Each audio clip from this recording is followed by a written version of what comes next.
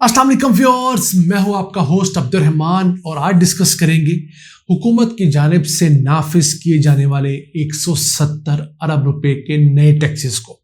असल में ये 170 अरब रुपए के टैक्सेस नहीं है, बल्कि सालाना 510 अरब रुपए के इजाफी टैक्सेस हैं।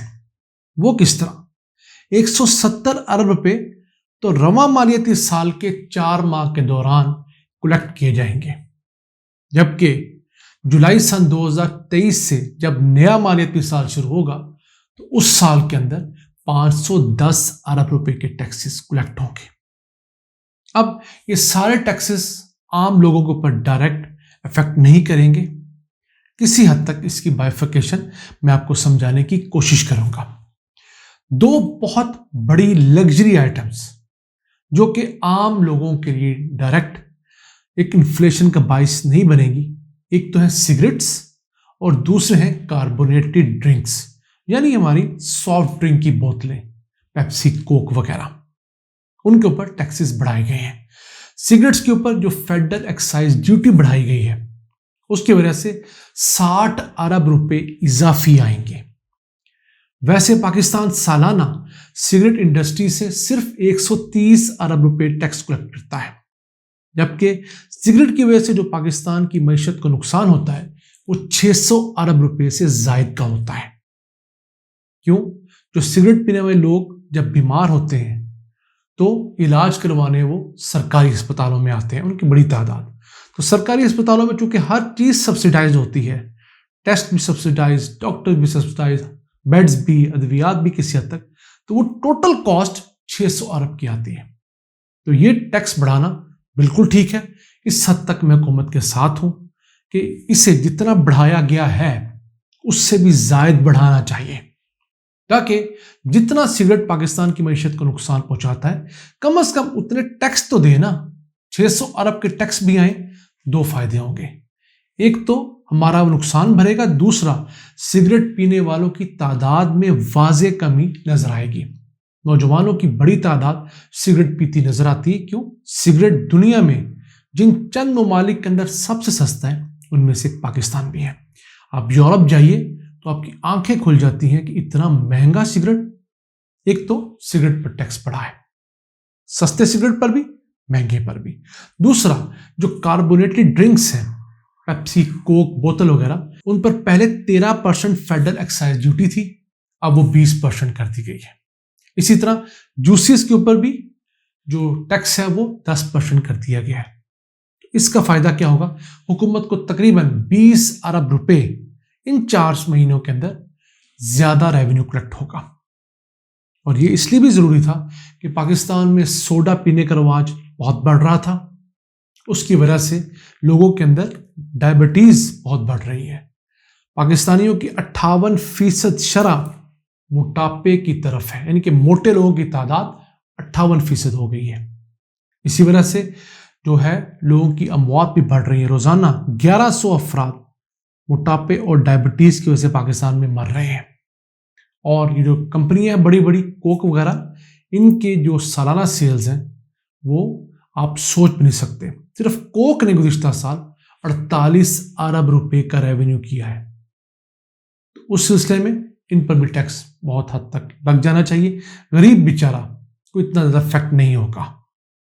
इवन जो जूसेस हैं उनकी बड़ी तादाद भी सिर्फ केमिकल है, उनमें नाम का जूस है, सिर्फ एसेंस इस्तेमाल होता है 99% डब्बे वाले जूसों में, तो उन पर भी टैक्स लगना बनता था। मैं उसको फुली इंडोर्स करता हूं। उसके बाद जिन चीज़ों के ऊपर टैक्स लगा है उसमें जो टिकट्स हैं फर्स्ट क्लास की या बिजनेस क्लास की, वो 20,000 रुपये तक उस पर टैक्स लगा है। हाँ, फिर शादी ब्याहों के अंदर और इसके अलावा जो गैदरिंग्स होती हैं, फंक्शंस होते हैं, उसके ऊपर 10% विद होल्डिंग टैक्स लगा है। ये भी बहुत ज़रूरी था। पाकिस्तान की अगर सिर्फ वेडिंग इंडस्ट्री की बात करें तो 2013 में 900 अरब रुपए की थी और इस वक्त तक ये तकरीबन 2000 अरब रुपए की हो चुकी है। अब उस 2000 अरब की इंडस्ट्री से हम बड़ी तादाद में टैक्स कलेक्ट नहीं कर पाते। कपड़ों पे बहुत हद तक अनफॉर्मल सेक्टर है, टैक्स नहीं आता। जूतों में टैक्स नहीं आता और बहुत सारी चीज़ें खरीदी जाती हैं। برتن ہیں، دیگر چیزیں، بستر ہیں۔ اس کے علاوہ جو شادی ہال ہے وہاں پر 5% ٹیکس ہے، اور وہ بھی شادی ہال والے مل کر لے لیتے ہیں یا کم لیتے ہیں کہ جمع نہیں کرواتے۔